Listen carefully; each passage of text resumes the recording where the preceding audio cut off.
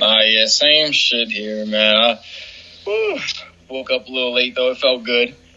Yeah, like sleeping in is always a plus. But I had to get up and do some job interview at like 9 o'clock this morning. So Yeah, no, I'm typically an early bird, so late for me is like about that time, getting up like 9, 10. So I got that luxury today, but that's nice, yeah, man. too good.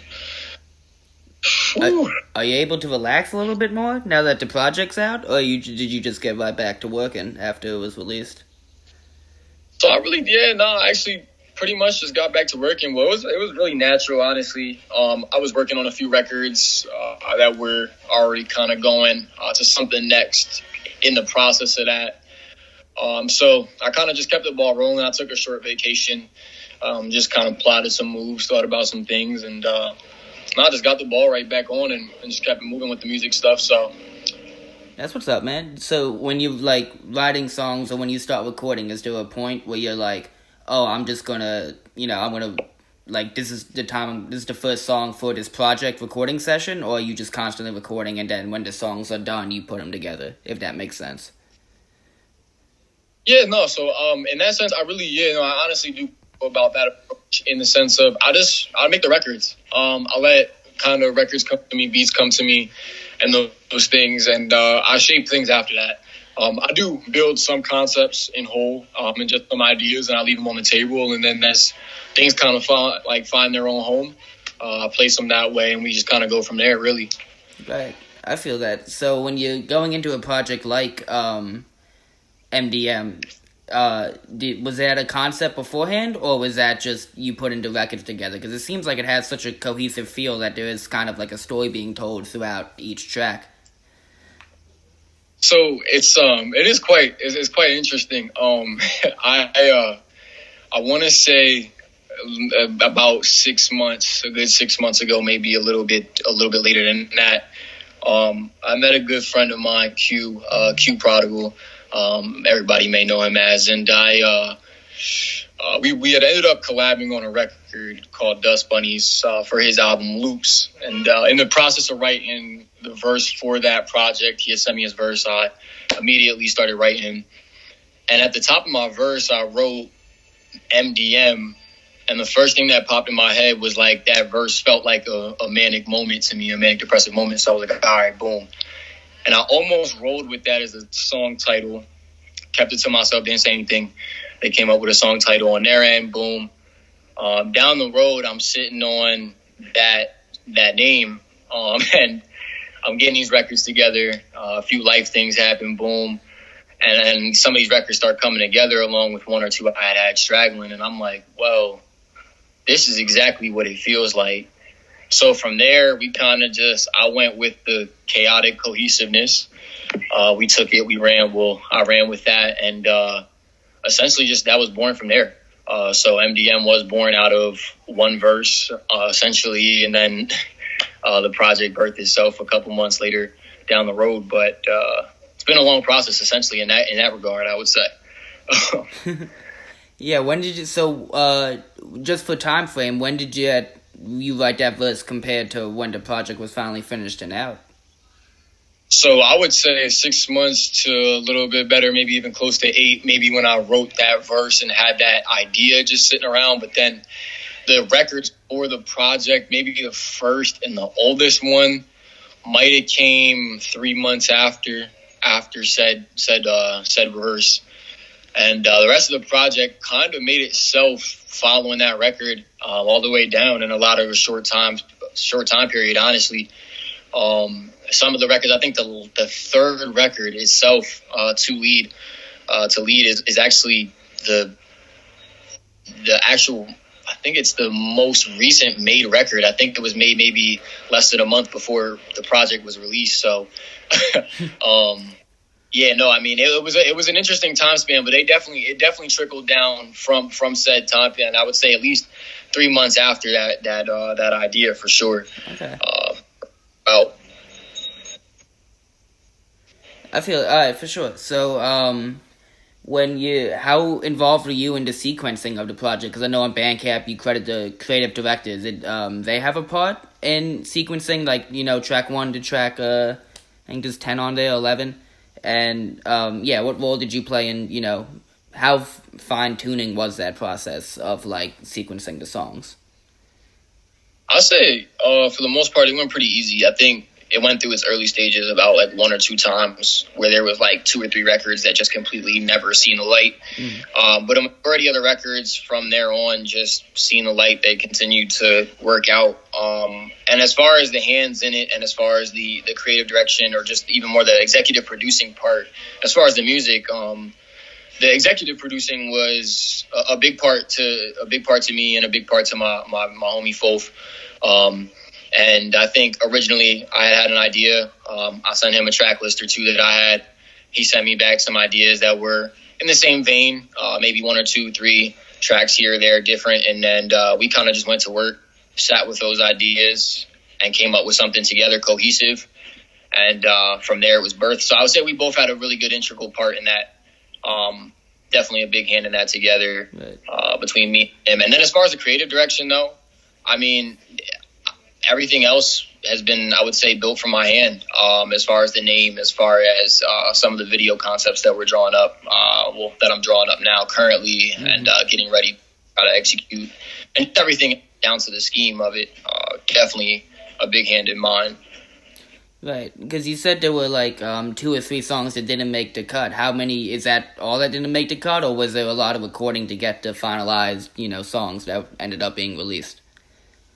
No, I would say I think it was about 2 to 3 records, maybe 1 or 2 more that I dabbled in. There was like 1 or 2 I had existing that we toyed with, and then 2 or 3 newer records that were just on the table. But this just didn't fit the overall body of it. Back to the drawing board and whatnot, and trying to figure out what might be the best place for him down the road. So yeah, not too many. I'd say maybe 5 at the most. Okay. And would you say this is like your debut project, or you didn't have anything before this, right? Just looking at your Bandcamp and all the other platforms, this is like your first one that you officially released, right?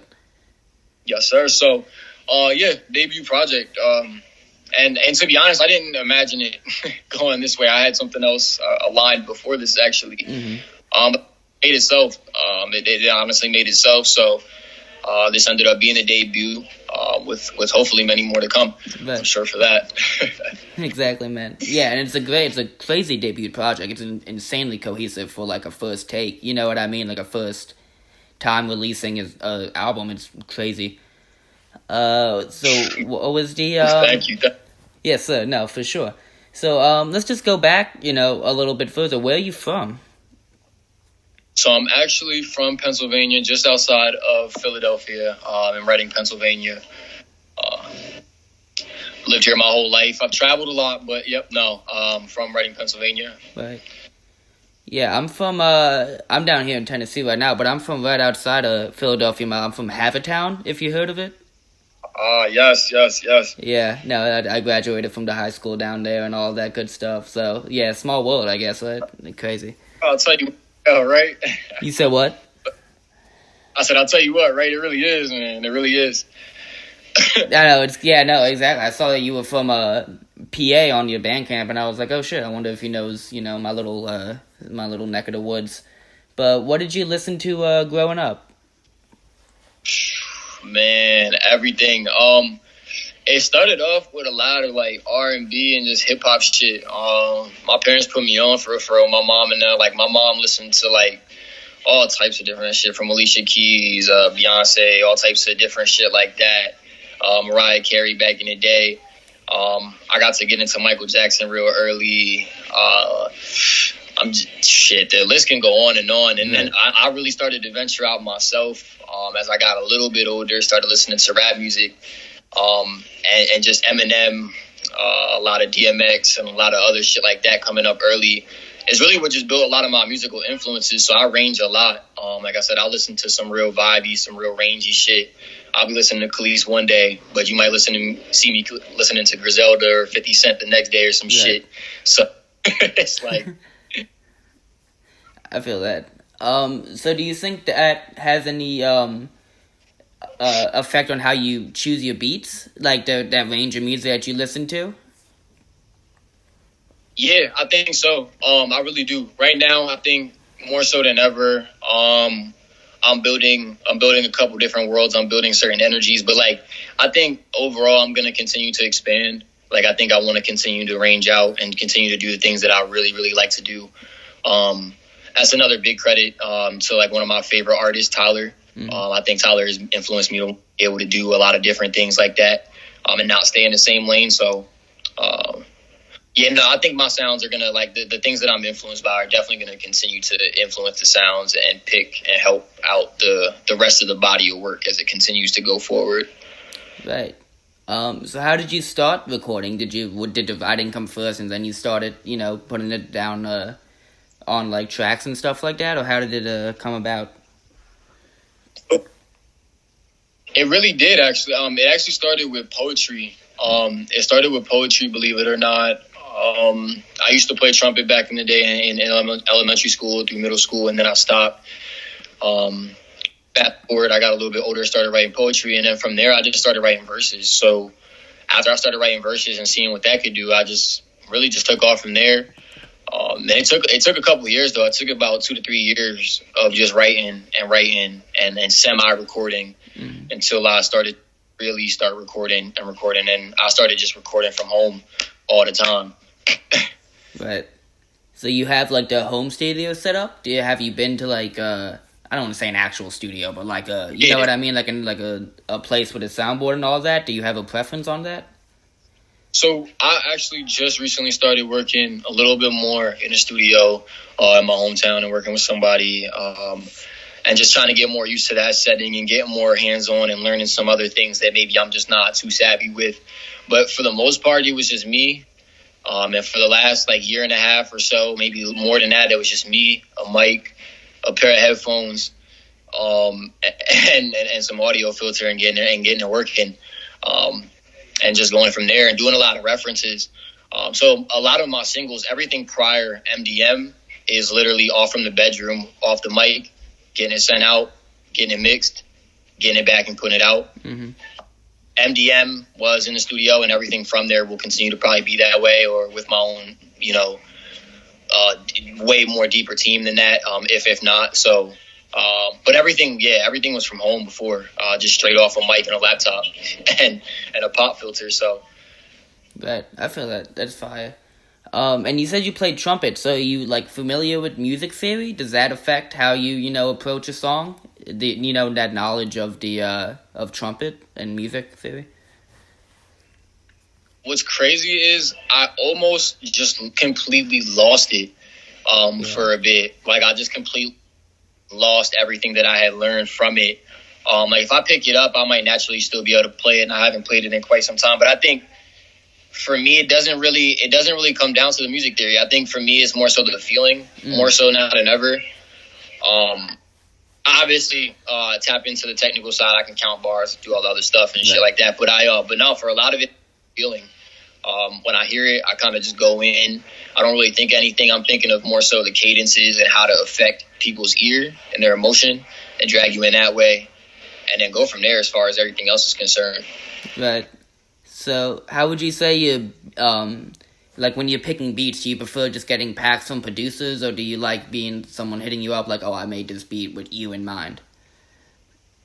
I don't have a dislike for either process. I would say picking beats has definitely found me some very, very good sound selection at times. At other times, it does put you in a weird place, because I also understand where, at the same time, where somebody might not like the verse or somebody might not like the song, somebody not liking the beat is not always the thing they want to hear. So at the same time, it's a double-edged sword in that regard. It makes it a little hard sometimes, but I do not stray away from that process, because I've definitely found some gems. On the other hand, I love being on like the hands-on process, being in person or having a person be like, yo, I was thinking about chopping it up. Let's I was thinking about making some shit for you, or at least even listening to your catalog or something that you have beforehand, sending you something. Because sometimes, like I said, blindly sending something, it's not a waste of everybody's time. But sometimes, we just gotta get to it. I think a lot of us are more talented than sending records back and forth. Right. And I think a lot of have some stuff that we could tap into and learn from each other. So why not? You know what I mean? That's awesome. So so you're saying that you prefer like the producer being there in person, or you just prefer, talking to them before you really start working together? By far in person, but I know right now everybody's a lot of different places. So I love just having at least some type of connection, being able to build, seeing what each other fuck with, so you guys can understand whether or not it's even going to be mutual enough for the time. Mm-hmm. And that way you guys can make good quality records. I feel like more of a connection, like I said, makes a more quality record. So yeah. I feel that. No, I think it shows especially on this record. I think it seems like you have a good relationship with these producers because these songs turned out really sick. So, and they seem kind of like, and because you have a very diverse voice, so it seems like you were able to kind of stretch it and do a lot of different things on different beats.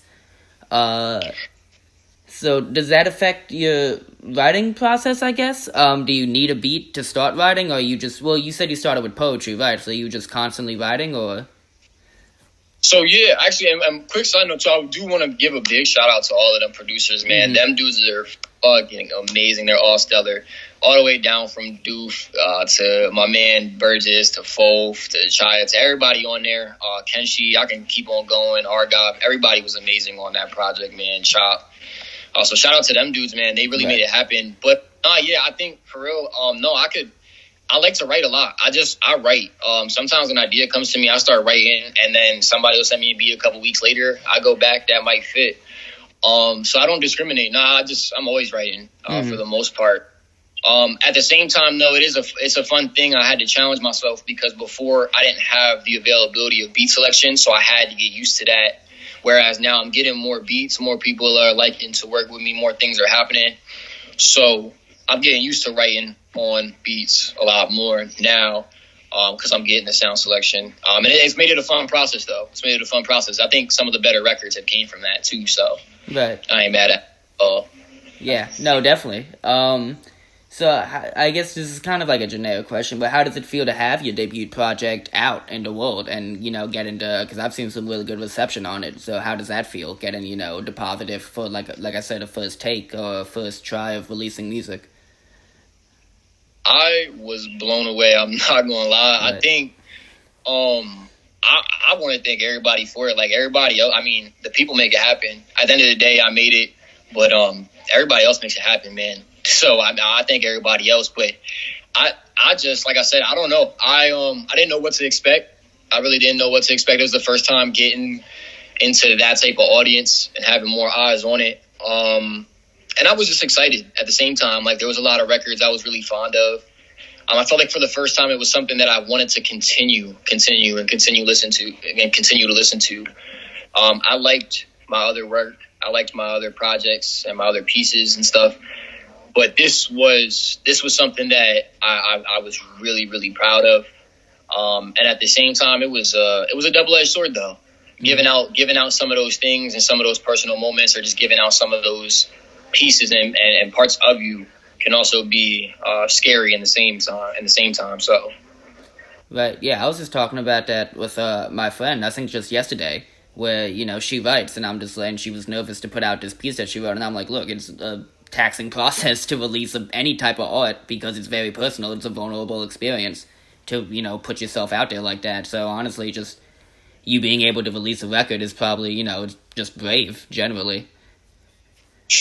Yeah, no, and it's a weight off your back at a point too, because to be able to see people find home in certain records, like for example, people found such a home in Funeral for Two, and I think that is one of the most personal records I've ever written in my life. Right. As I dive into that record, and it's I'm just glad that people could be able to find a home and shit like that, because you don't expect things like that. So those type of moments make you feel better about being able to give it out. Mm-hmm. No, definitely. And going back to kind of the beats on a song like Z Dunce, or you know what I'm talking about, the little slash in the middle. It's kind of like a beat switch up. So did that come as a two, the beat switch was in there, or what role did you have in putting those two together? That's a great question. So Kwan Lee produced the first half. He produced I got that beat from him and immediately was like, yo, this is like an interlude type beat where I just get off my alter ego and get some shit off. So we got that off. Me and Fof were talking, and Fof was stressing me like, man, you gotta you gotta put these two records together, man. This shit is great. Like, you gotta do it. They gotta follow each other. All right, we make it a 2-point joint, and it just rolled off the tongue. It was like a finger roll, like, to have that manic moment to lead it, and just kind of go off in my ego, and then come back to a very personal record like Dunce, where it's just a reflection of some shit. It was awesome. It was great. It was a really good moment. And like I said, that was another time where it was just a 50-50 effort and having conversations, but another great idea by my man Fof to think about that and throw that out there. So right. So did that affect how you wrote it, or did you have were the songs finished and then you put them together, or were the beats, you know what I mean? You might have touched on it a little bit, but like, how did that affect writing a song like that when you know they're going to go back to back like that? So a lot of it just happened. I just wrote them, and then we went back to the drawing board. Like I said, I really just like to just write them and go to the drawing board. So, like, even for records like Ultimate Warrior, I knew that was the intro when we heard the beat. I'm like, that's the intro. Mm-hmm. We heard Summer Over. I think Summer Is Over was like one of the first made ones. I'm like, that's got to be the outro. And then everything else, we just fit in places, like almost like as if we fit them in different acts. And I just went from there. So, like, as the records made themselves, we placed them. And they just felt right. Like, even with this new project, I probably sequenced a good 50% of my new project that I won't even speak too much on going forward. Just the other thing, on the same type of thing, just going through and listening to it and listening to the sound selection and letting that take me through after I made the records. I find that to just be the most efficient way, though. It feels good to do that. You don't have to force a record that way or feel like you're trying to get the subject matter. You just write what you feel, and then you come back and see if it fits. Yeah, man, that's a beautiful process. Going back to what you're saying, Ultimate Warrior, that's like, you know, a reference to WWE. I think there's a couple bars that reference wrestling in general. How much does that affect your creative process, being a fan, or just your life in general? Man, I grew up on all of that shit. It was so awesome. I had all the fucking VHS tapes and shit. Oh, man, it was awesome. Like, no, it's a big influence. I think a lot of my character comes from that. Like, they were so able to adapt. I thought that shit was cool as hell. And people were like, oh, it's fake, it's this. It's hella good acting. Whatever anybody want to say. I don't know about today, but man, back in the day, them dudes was badass. And I just thought it was a cool character. It was an ego flex. It was a way to get my shit off because I was so angry within that record. But it was such an angelic beat. So I was like, there's no better way to float than some blonde hair. And I got blonde hair right now too. So I was like, ain't no way to float like my man. I had to do it. Right. But I think that shit it was cool. I think the way Griselda also Westside really made it something that's not like frowned upon too. I thought was dope. Like, they some coke dealing dudes. They some real, you know what I mean? They some real grizzly dudes out in the streets, and it's like to have some dudes like that even put that shit on is dope too, because I remember growing up, people used to clown that shit, but like I said, I thought it was pretty dope. So it definitely plays a big influence in my shit. Will it always be there? Who knows? But some way, I think the bars are cool, the flips are cool and shit, so we'll try. Yeah, no, I feel it, because I was the same way. When I was a kid, I loved that shit. I would always go down to, you know, Wells Fargo Center every time I was there with my dad. Yeah. We would watch this shit, bro. It was, that shit's crazy. I'll never forget buying a pay-per-view that I was not supposed to buy. It was back year that Edge and John Cena had a TLC match, and I'll never forget, or Unforgiven, I believe. Yep, Unforgiven. I'm tripping. Unforgiven. And he threw my man through like 2 to 4 tables off the ladder. Dopest shit ever.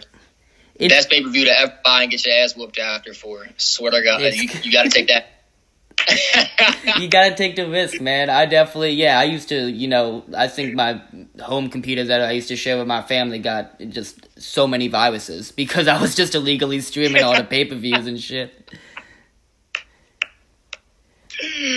For sure. Yes, them days, man. Yeah, there's some classic shit. But I think I was just watching this documentary on, I think it was Rick Rubin and the Shangri-La Recording Studio. I think it's on Showtime. I don't know if you've seen it, but one episode is just 4 hour-long episodes. One episode is pretty much dedicated to talking about how wrestling influenced what Rick Rubin does and how the creative epicenter of those, battles and conflicts is really, like it goes hand in hand with art and music and everything else like that. And I thought it was so interesting how they were able to kind of, put those two together. That is such a beautiful way to.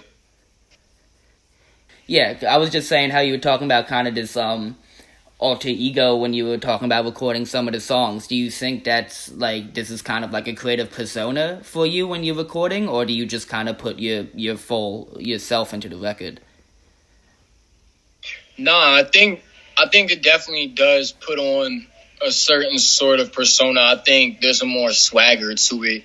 I would say the more swaggerful records, the more confident cocky more records like Ultimate Warrior or like Z. Even in that manic moment, there was such a confidence of like he's the killer. He don't want to. It was such a hard hitting part to it. I think some of those times they put that mask on and that bravado on, even in his low moments. So it definitely is a different part of me to put on stage, and it's really dope. But I've always found that to be cool, and I'm just trying to perfect that and bring that to light. So it's been an interesting thing, though. It's been an interesting process, I'll say. Yeah, how quick? Because I was, like I was saying, your voice is kind of really diverse. Was that something that you automatically found, like as soon as you started recording, or how many takes did it take you to get to like this kind of sound that you have now? It really just took days in the bedroom of just recording like raw references and just hearing it and just trying different things. For me, it was almost second nature though, because I was almost singing and rapping along the records before I knew how to articulate a sentence. So like my parents always joke with me about that shit, but like I was doing type of shit like that before, so cadences are nothing to me. I'm like, when I'm listening to a record, I'm trying to rap like that person, or I'm trying to sing like that person. So then when my records come on, or when I'm doing something and I hear a cadence in my head, I'm like, all right, how do I just spin this my way? And I'm like, all right, boom. And I just go on the feeling of it, and it lets itself happen, and then I just fine tune it here and there if it needs it. But like I said, it's almost really second nature. It really is. There's really no thought to it at a point when it comes down to it. Right, that's fire that you're able to just kind of the process of getting there is really interesting.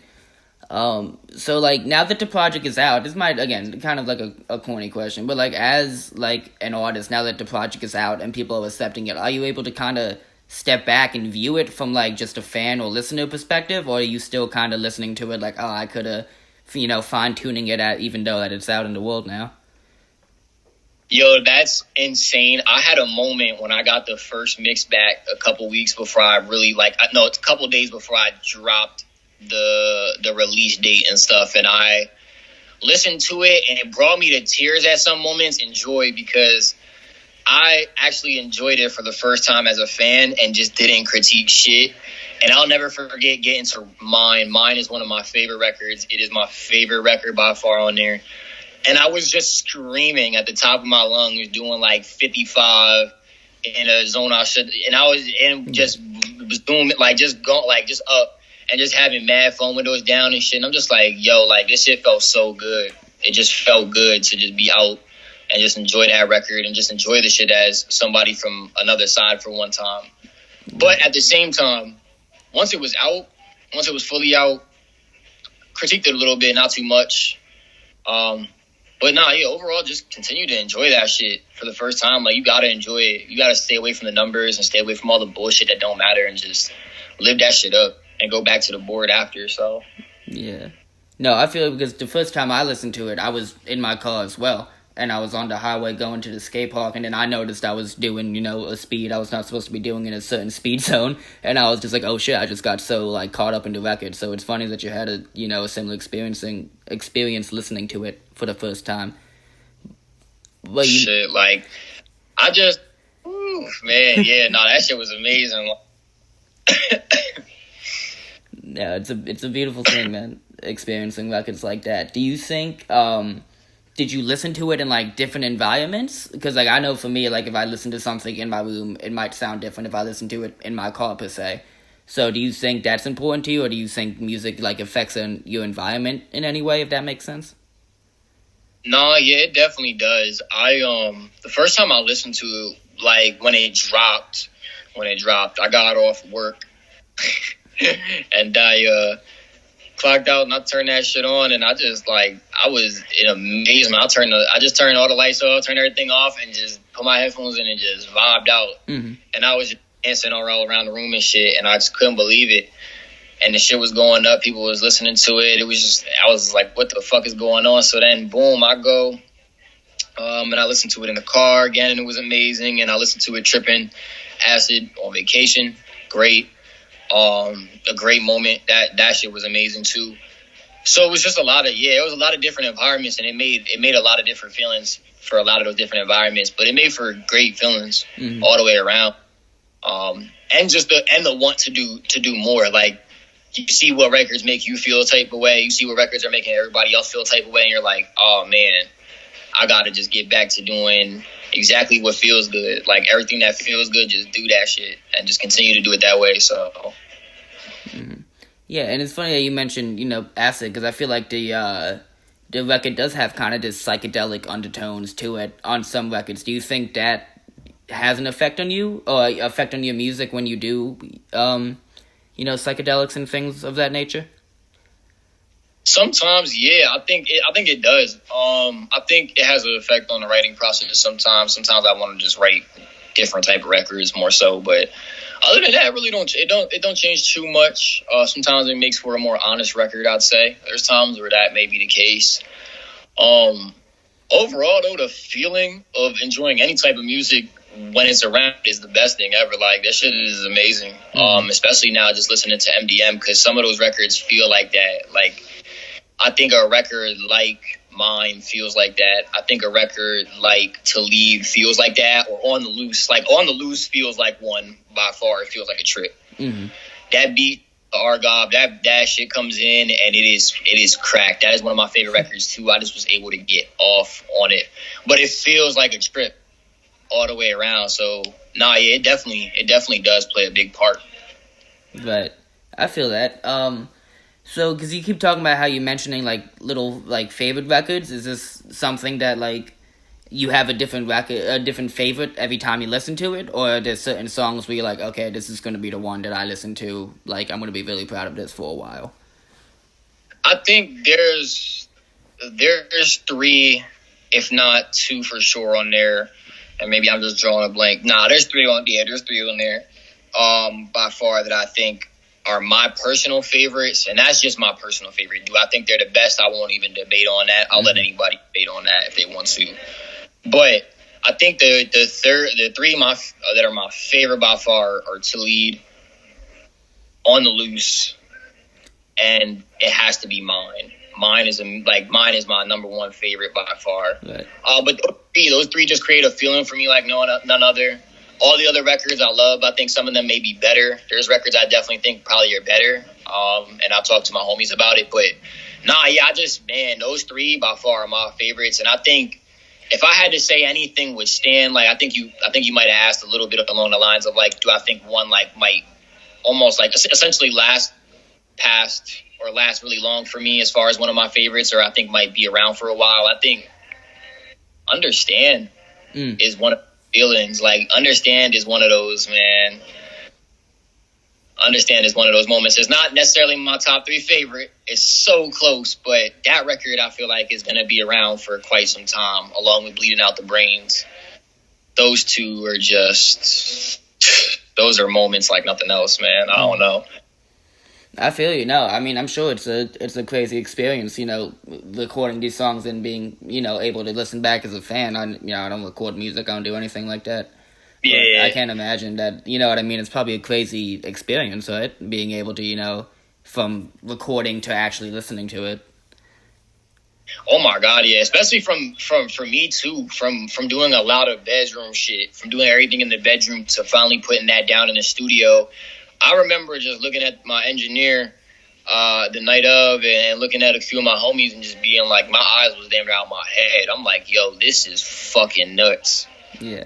Like, it's not what I couldn't have thought that it would sound like this. So, I'm just fucking proud. And I think for me, it's really not even it's a thank you to everybody involved. It's a thank you to everybody that had a hand in creating even those fucked up experiences too. Like, shout out to all. shout out to everybody that had a hand in it, because at the same time, it made for beautiful things. So I'll take it. And I'm grateful for that. So. Yeah, man, I feel that. Because you talk about, you keep describing these songs as manic, and obviously it's part of the title of the album.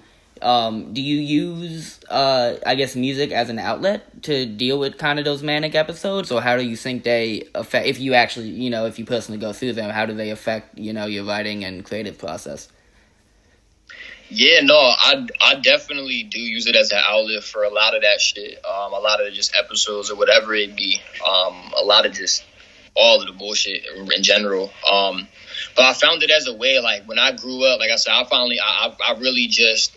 a lot of home in the way artists were able to spin their shit and make it so vivid for me. So when I started doing it, when I started writing poetry, it was an escape. And then when music became a thing, it was also then just the next escape, as well as every other creation now that for me follows it. I like to pride myself in directing, doing a lot of other things. That's why I credited Z on the project and shit like that, my ego. But just a lot of shit like that. All of the creation, even down to the music, is all to express that and to get that off and to find some type of escape from it. But also now in my own way, teach or give that shit back, because I learned so much from the people that I watched for so long. So yeah, I feel that, man. Do you want to talk about the artwork at all? Is there a story behind, how you picked out the artwork, or was there a process to picking out the artwork, or was it just like that's the one as soon as you saw it? So that was really just a process of going out. I had the idea, a couple of like loose ideas on what I really wanted it to be. I wanted this blur effect because I wanted to portray that manicness. I wanted to portray this lost in everything there, and we just did it. We went out there, we took a couple shots, we did some other things, and sent those back later that night, looked through a couple of them, and that one was the one by far. When I seen that one out of the 3 or 4 finals, that was the one. Originally it was regular, it was just flat, it was right side up. Talked about it a couple times, and we flipped it upside down, and I took the parental advisory sticker away because it was like, ew, it's just too much sauce. But now, the process was hella simple for that shit. So no, it was nice and easy, but a real nice creative direction for that, and simple. That is artwork important for you? Like, it was that was when you started recording, were you kind of like, was that, stressing out is a bad word for it, but were you kind of like, oh, what's your artwork going to be? What's your artwork going to be? Oh my God, yeah. Oh my God. By far, because I already thought I had one in a project, in a bag for another project. And then I started looking at it after a couple months to a year that I had sat on it, or a couple months or so that I sat on it, and I was like, man, nah. So when I had started working on this, and this had came about, and I started making the records, and it really started coming to fruition, I'm like, holy shit, I need to figure this out. I had an idea in my head, but it wasn't on wax, and I don't like not having things in front of me. So I was a little tripped out by it, but we got it done. And I made sure I got that done before I even really got all the way down to the mixing and mastering, all other shit. So we made sure that was out the way. It was definitely stressful to start, though. I ain't gonna cap. Because I think, I'm kind of the same. I think artwork is really important to me, especially when I'm out, like record shopping and stuff, and like I see a cool artwork and I'm like, okay, I need that record. It's like $5, might as well. But it's just like I don't even know anything about the artist, but it's a cool artwork. And I felt that same way seeing that, yeah. Exactly. I try to tell, I'm so glad you said that too, and not to cut you off, I'm so glad you said that, because I really be stressing that too for myself. Like, I see certain shit that I would have never listened to that ends up in my Apple Music library or in my vinyl collection now that I would have never listened to had I not seen the cover, but it was just that dope. So I'm like, for me, I'm hella particular. I'm like, so I was glad. Yeah, I was definitely on that shit as far as it's concerned. But it's a hard process. Like, it's hard because even what you might like, sometimes may not just go over. So, gotta be wary of that and know the way of the world and the way of the waters before you drop something and do some shit. Because that was another thing too. I was nervous. This is the first time around, so you gotta really see what hits and what doesn't. Yeah, because this is your first time around. Why did you?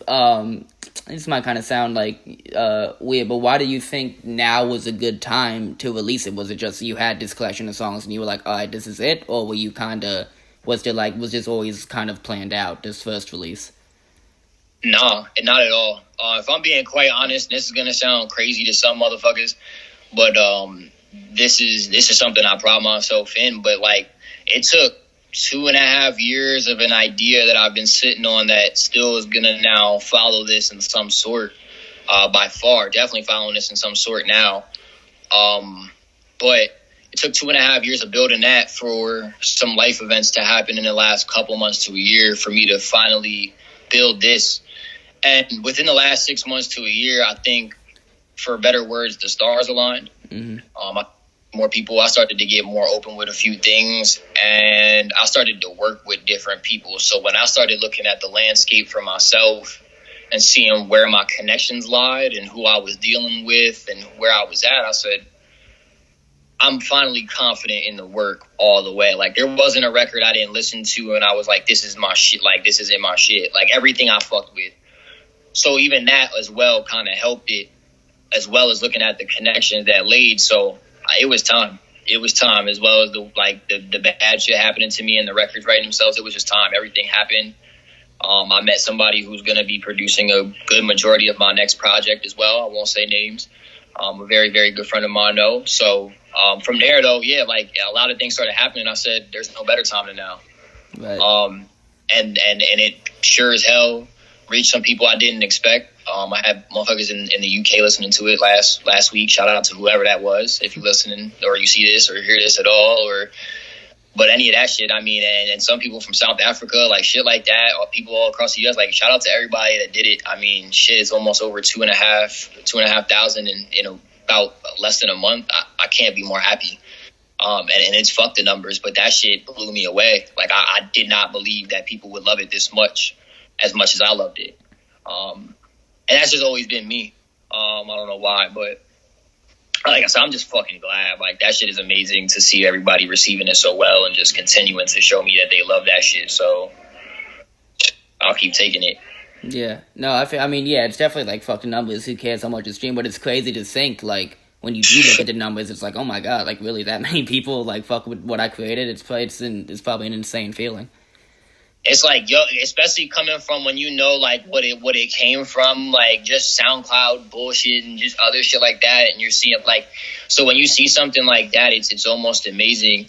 And this is, like, my first solo joint. I did have a group venture that I did with a homie of mine about 1.5 years, 2 years ago as well. And that was one of those things where even in that venture, I just tested the waters. I learned from what didn't work. I learned from what did work. I didn't get discouraged. When you get discouraged by the losses per se, that's when you're ready to get ate in the water. And you just can't allow that to happen. If any advice to anybody, definitely, yeah, just, yo, the losses don't mean shit. It means you're doing something. So.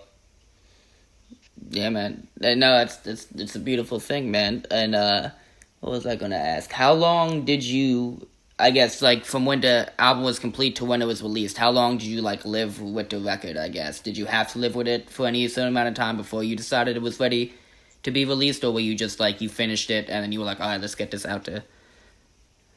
I lived with the rough set of it for maybe a month. Once that was closer to a month's time, I said, all right, it's time. We got it on the hard drive. We went to the studio. We recorded it. We got it back.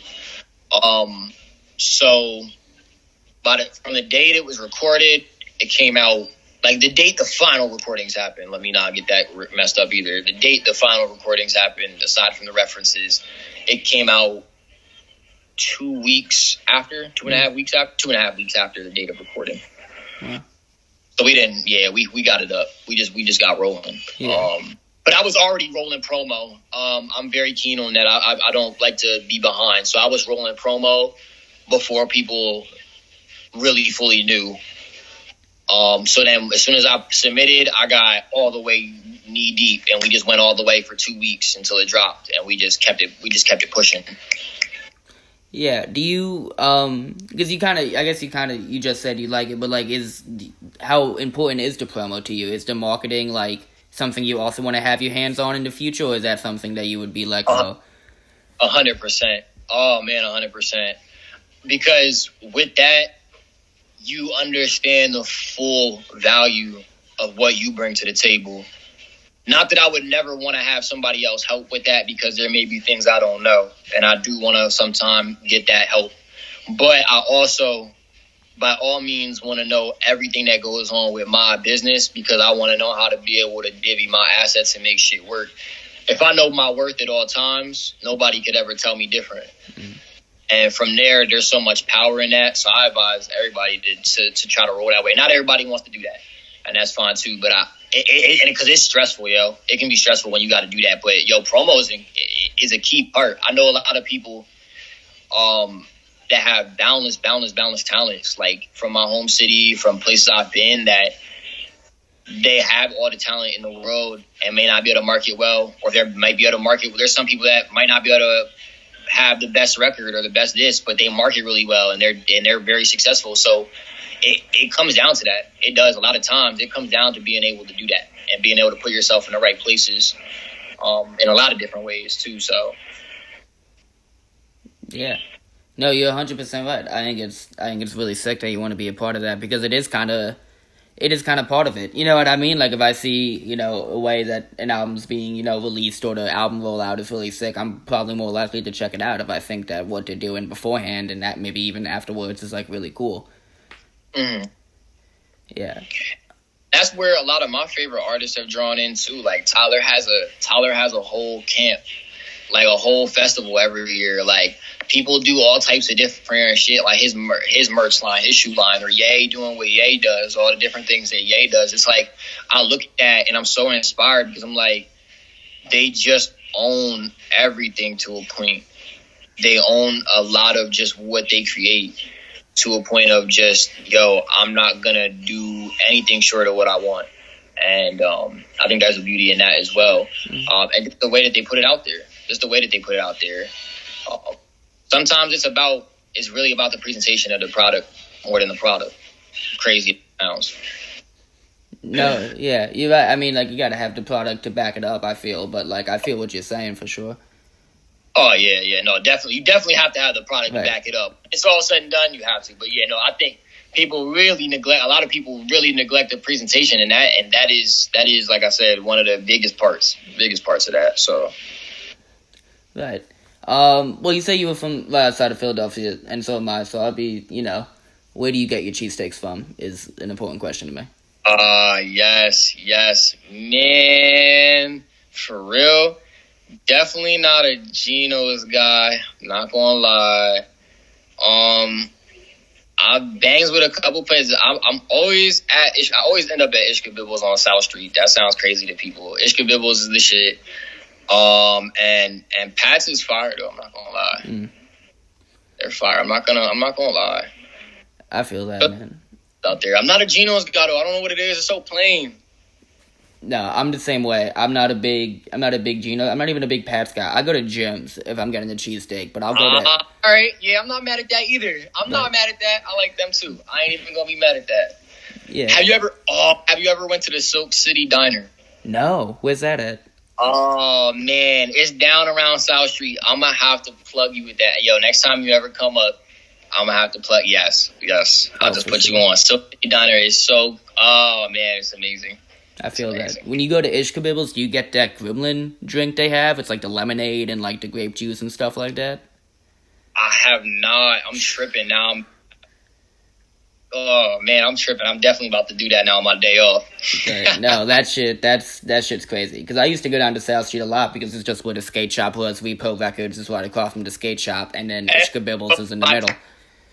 They in Repo Records all the time. Shout out to them. No, big, yeah, huge. I love Repo. I got some of my first records from there. Love Repo. And they just relocated too, and the new spot's pretty nice.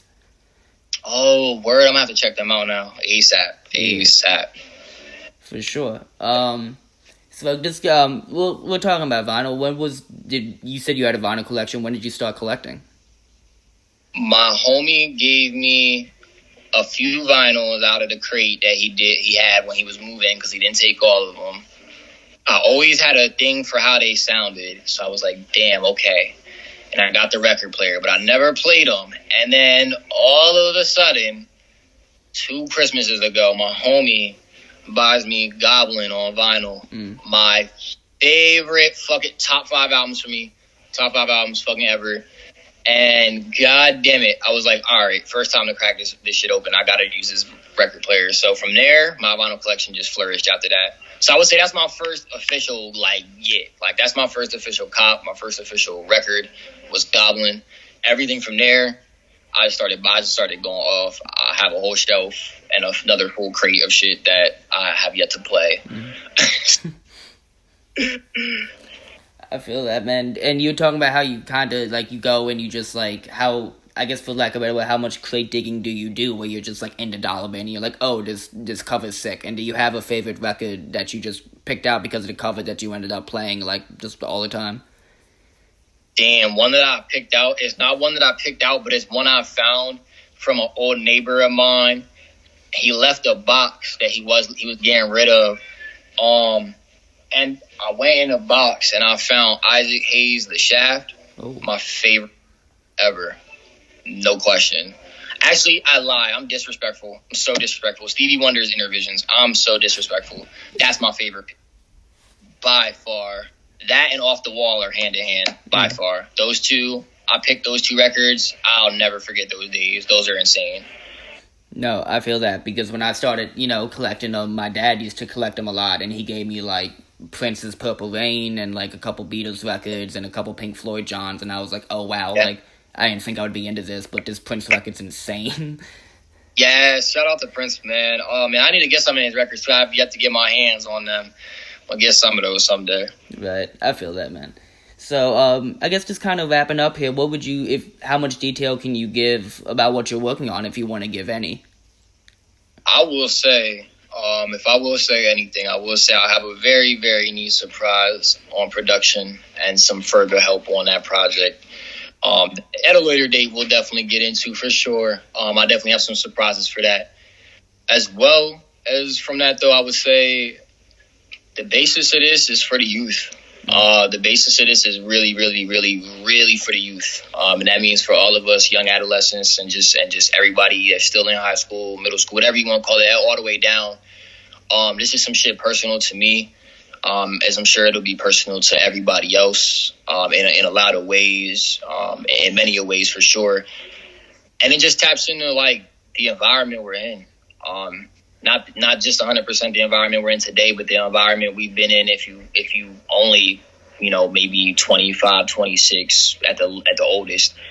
So shit like that, it's gonna be a real tale to tell, I'll tell you that much. And aside from that project, though, I will say definitely working on some visuals for MDM, so that everybody should stay tuned for.